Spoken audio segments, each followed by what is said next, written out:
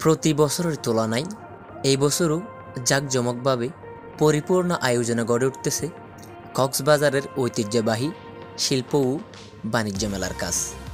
চলতেছে ছোট বড় বিভিন্ন কর্মযজ্ঞ, তারই ধারাবাহিকতায় গড়ে উঠতেছে শিল্প ও বাণিজ্য মেলার কাজ। ইতিমধ্যেই মেলা কর্তৃপক্ষ জানিয়েছেন প্রায় ৮০ ভাগ কাজ সম্পন্ন করা হয়েছে। যদিও কোনো ধরনের পরিস্থিতির শিকার না হলে ডিসেম্বর মাসের শুরু থেকেই শুরু হতে যাচ্ছে কক্সবাজারের ঐতিহ্যবাহী শিল্প ও বাণিজ্য মেলার কাজ। প্রতি বছরের তুলনায় থাকছে বিভিন্ন ধরনের নতুনত্ব।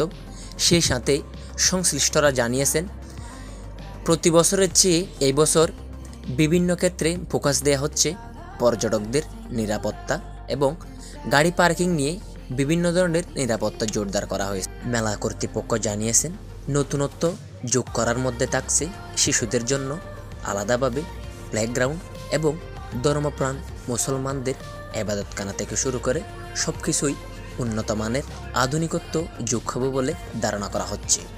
প্রতি বছরের তুলনায় এই বছর ১ মাস পিছিয়ে থাকার কারণ জানতে চাওয়া হলে সংশ্লিষ্টরা জানান পূর্ববর্তী কমিটি ভঙ্গ হওয়ার কারণে নতুনত্ব কমিটি যোগ হয়েছে, সেই সাথে যোগ হয়েছে বিভিন্ন ধরনের কলা কৌশল।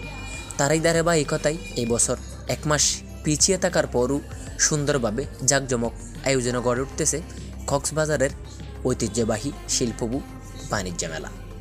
ধারণা করা হচ্ছে কোনো ধরনের সহিংসতা যাতে দেখা না দেয় তারা আলাদাভাবে কক্সবাজার জেলা প্রশাসনের আওতাধীন নিরাপত্তা যোগ করার কথা জানিয়েছেন।